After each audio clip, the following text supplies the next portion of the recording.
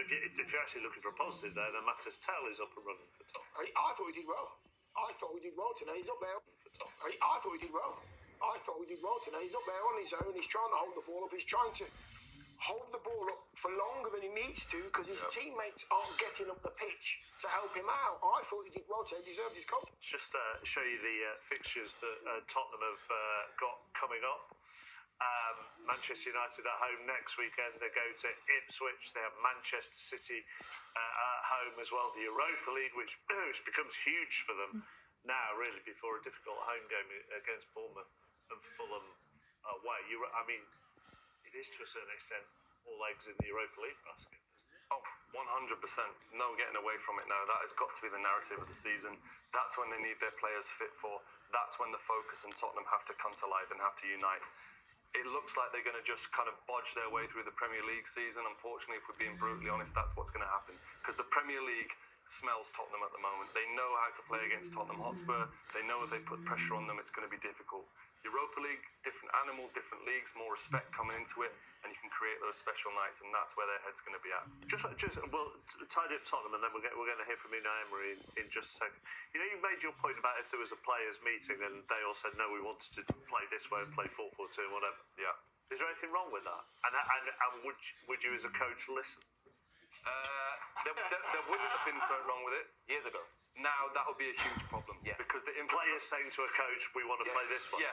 Nowadays, before that's like we just feel like we need more security. But nowadays, the club is set up to play the way that Ange wants to play. The youth team, Jam, correct me if I'm wrong, is set up to play that Ange wants to. So the whole team now becomes an infrastructure to play a certain way. Whereas before, it was like the first team were going to do what they were going to do on a Saturday and everyone worked around it. But I think that will be a huge problem in modern football. Yeah. Wow. Yeah. I think that's a huge problem. I think it's great for the foundations of the football club and the kids coming, but I think it's a huge problem. If you can change something in order to help you win a game of football just for half an hour and the manager doesn't allow you to take it on board, then surely that's a good thing. We know the backbone is to play to squeeze, but if you can change something and win the game, I don't see what the problem is with that. With coaches now. I think the coaches come in and right, these are my principles and nothing changes.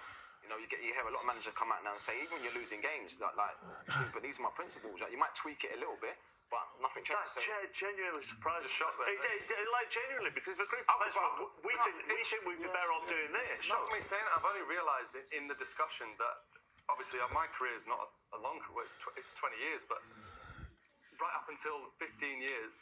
There were conversations of when we would say, look, we want 3, we just feel this for the benefit of the football club. And now I think about it now, how detrimental that would be to the club, to how they set things up. Look at like Manchester United. Imagine the youth academies now are trying to play the Amaron way, whichever way that is. But it would cause huge problems. I grew up in an environment at West Ham. I remember where in meetings, in debriefs, spoke about debriefs where like a Paolo Di Canio would actually stand up in a meeting and literally take control of the meeting. And as a young player, I'm seeing this, thinking, okay, but then you get positive change after that. But then I could never imagine that happening now. I also love the fact where you went back in the day. We'd have and then you changed it to meeting rather than go to the pub. Yeah. Which is go to the pub and sort it out. Right, let's turn our attentions back to Aston Villa. Here's Unai Emery. Congratulations, Unai, through to the 5th round of the FA Cup. Aston Villa haven't done that since 2015. That must be very pleasing. Yeah, very happy. It really was a fantastic match against Tottenham, very difficult team, and we played very well, really very well. And after a long time, we weren't achieving to be in the 5th round. Of course, very happy, and very happy for our supporters, because as well, I know how much it means, this competition, for the supporters, for us as well, and very happy.